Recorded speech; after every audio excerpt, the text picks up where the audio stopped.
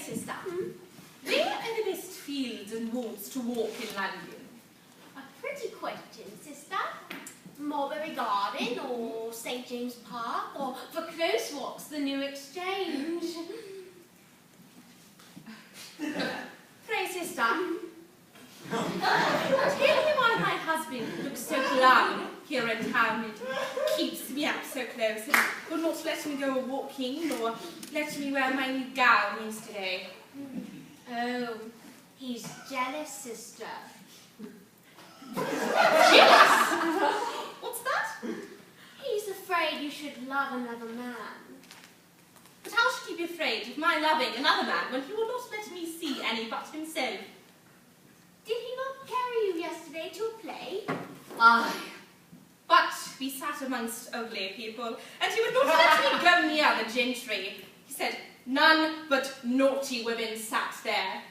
But I would have ventured for all that. And how did you like the play?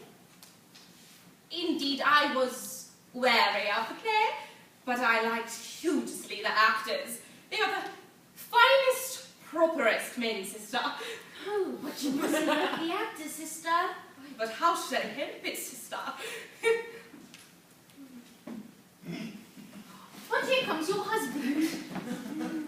My dear bud, welcome home. Why does thou look so foppish? You're a fool.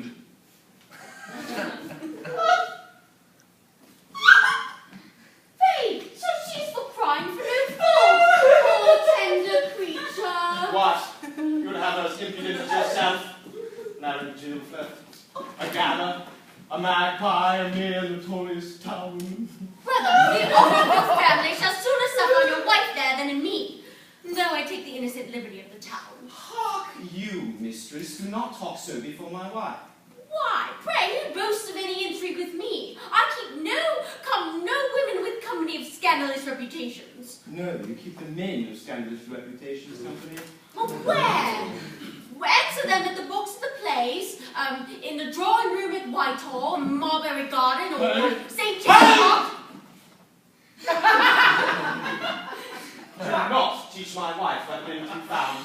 I bid you, keep her in ignorance as I do. Indeed, be not angry with her, dear bud. She will tell you nothing but 1,000 times a day.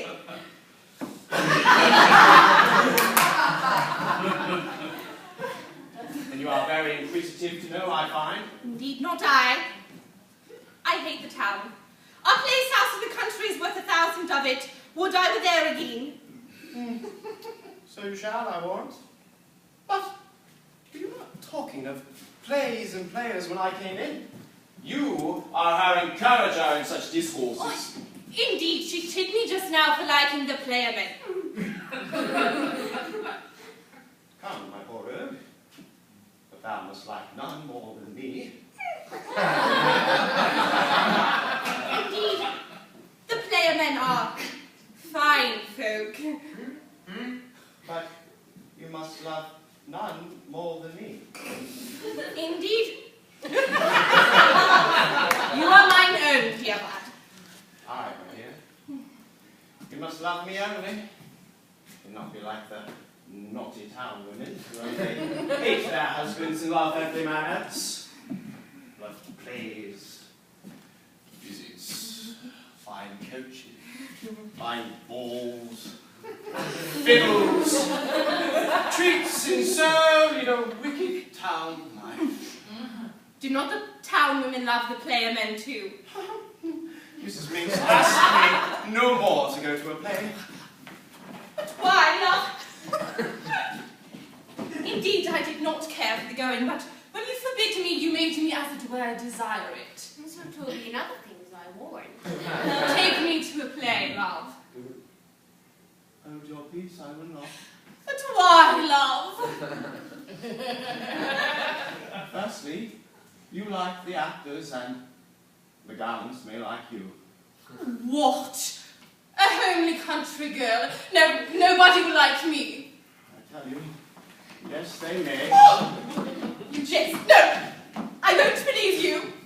I tell you, who saw you there told me he was in love with you. Indeed. Who? Pray, who was it? I've gone too far and slipped before I was aware. Was it any Hampshire gallant? Any of our neighbours? He would but ruin you as he has done hundreds. But if he should love me, why would he ruin me? Answer me to that, and methinks he would not. I would do him no harm. Very well, but I will keep him from doing you any harm, or me either. Oh, but here comes company.